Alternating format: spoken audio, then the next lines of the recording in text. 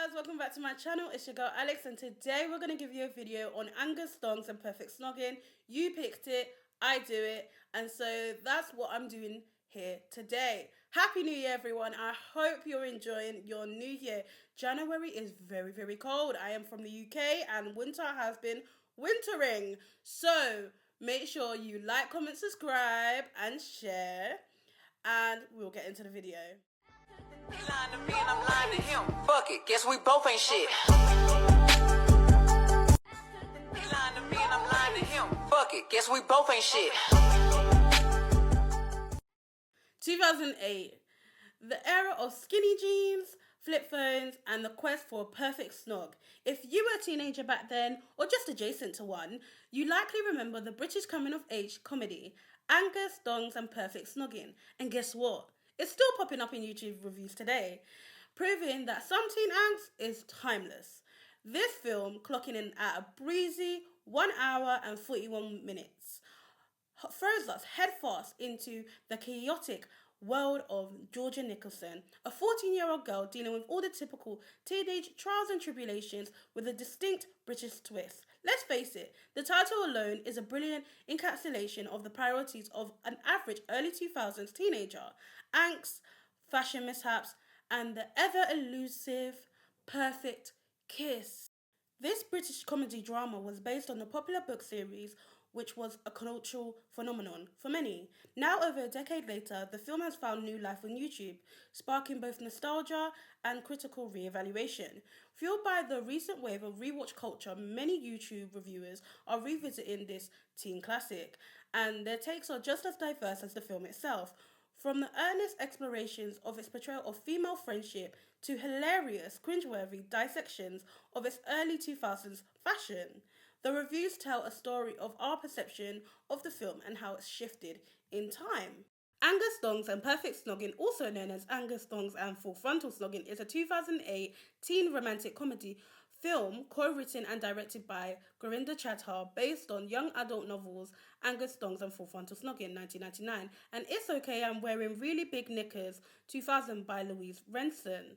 The film stars Georgia Groom, Alan Davies, Karen Taylor and Aaron Taylor-Johnson and Eleanor Thomason. The plot follows 14-year-old Georgia Nicholson as she tries to find a boyfriend while also organising her 15th birthday party. Okay guys, here's the plot. 14-year-old Georgia Nicholson lives in Eastbourne with her parents Connie and Bob and her younger sister Libby. She's insecure about her appearance and fears she'll never have a boyfriend. On the first day of term, Georgia and her friends, Jazz, Ellen and Rosie, spot fraternal twin brothers Robbie and Tom Jennings, who have recently moved to Eastbourne from London. Georgia and Jazz decide to approach the brothers in their mother's organic food shop where they work.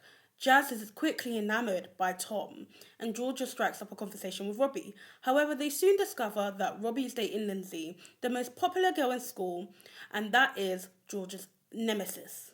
After learning that Robbie likes cats, Georgia pretends that her cat Angus has gone missing and asks Robbie to help finding him. Jazz and Angus are on a leash in the park, but he escapes, and Tom rescues him just as Georgia and Robbie arrive. Robbie leaves to spend time with Lindsay, and Tom asks Jazz on a date, after which they become a couple. One thing I enjoy about this film is the fact the characters are imperfect. They're flawed and completely believable, contributing to the film's ability to resonate with viewers. They feel like teenagers we know in real life, or even ourselves. And I think that's why Georgia annoys me so much, because she seems so real. Her character of scheming and doing things she shouldn't be doing, and, reading books and then trying to just, take on a different character by reading this book, and they're like, oh yeah, I'm going to be a whole completely different person when I wake up tomorrow, is the naivety of teenagers and young teenagers at that. So they'll read a book and they decide that 1 week in their life, or month or 3 months, that these decide they're going to take on the attributes of this character when that's not really themselves. And that's what we saw Georgia doing throughout the whole film.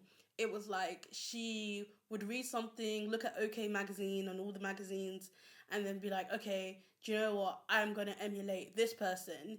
And at one point, she even wanted to be like Lindsay because, you know, I'm getting ahead of myself, but, you know, she dyed her hair like One Street Blonde to be like Lindsay and whatever else. And so it's that. Like, I think a lot of teenagers can relate to it. And obviously, I wasn't a teenager when this came out, but like when I watched it when I was older, I definitely could relate to some of the stuff like crushes or like, you know, having school get on top of you or, you know, having people not like you. Like Lindsay didn't like Georgia and just used to bully Georgia for no reason. And, you know, that like making mistakes. I think this is what it's about, making mistakes as a kid and, you know, rectifying that, because at the end of the film that she does rectify um the things that she's done. But you could also call Georgia quite selfish as well. She does all of the scheming for her own benefit, and you could say that she is a selfish character, but there are people in life that are selfish, so it's relatable, I guess. Point I thought was just so ill was the kissing scene between Georgia and Peter Dyer. It was literally like so ill. It was disgusting to watch, low key, because it was just like them kissing, and then he had like, sorry to describe this to you guys, he had like a tread loaf of saliva coming from each other's mouth. That was like so nasty and very awkward.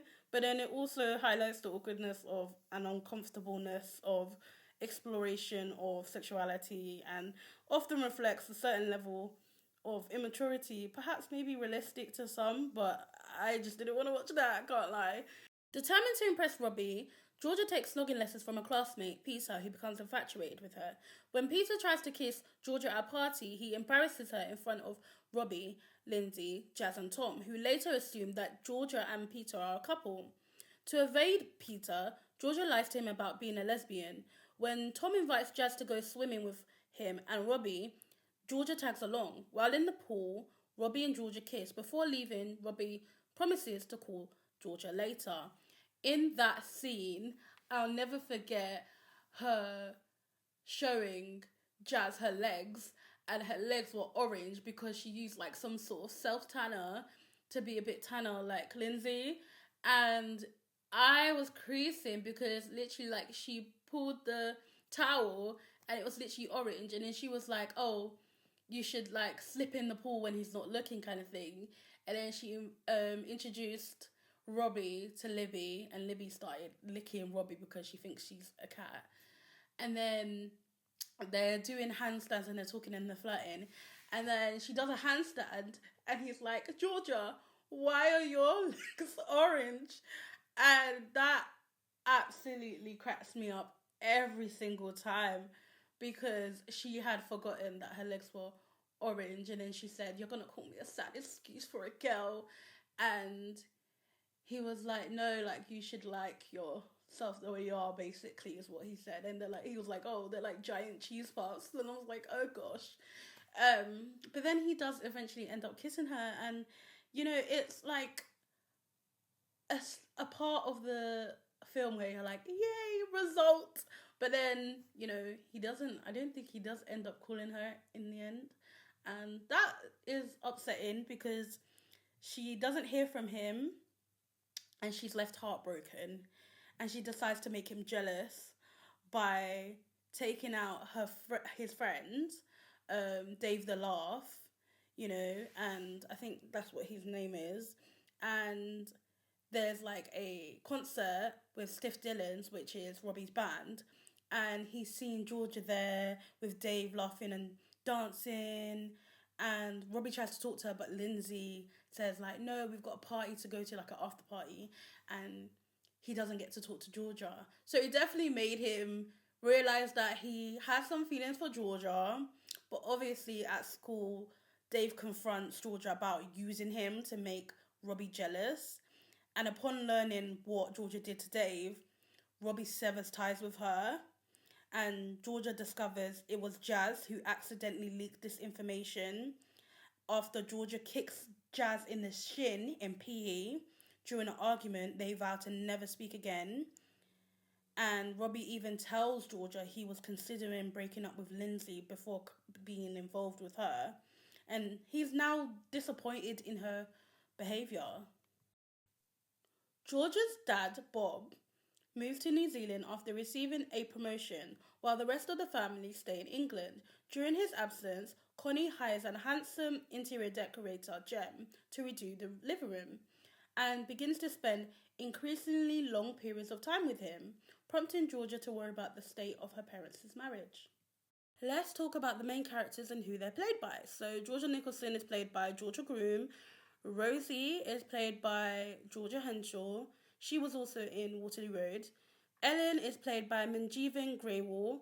Jazz is played by Eleanor Thomason. Robbie is played by Aaron Taylor Johnson. Lindsay is played by Kimberly Nixon. Stiff Dillons, I'm still not sure if they're actually like an actual band. Connie Nicholson is played by Karen Taylor. Dave the Laugh is Tommy Bastow. Peter Dyer is Liam Hess.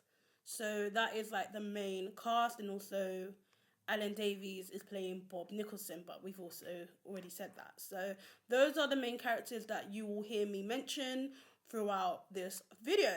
Georgia decides that she would like to move to New Zealand. She stops by her father's workplace and tearfully vents to the receptionist, telling her she does not want her family to be apart from each other. She later goes to the beach, knowing that Robbie would be there, and apologizes to him.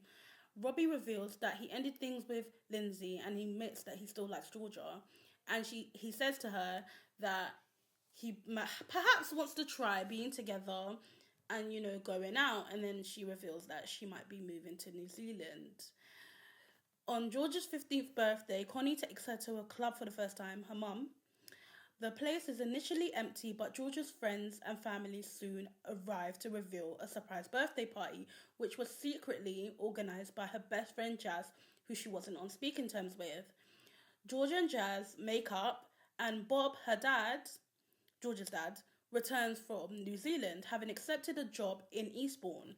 It is revealed that Jem, the interior decorator, is gay, and his boyfriend owns the club.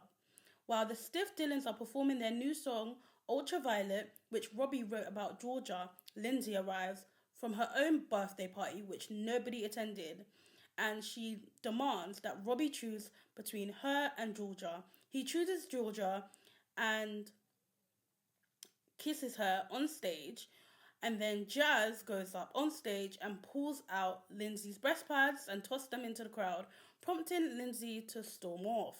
Ultimately, Georgia realized she does not need to change her appearance for anybody because Robbie likes her just the way she is.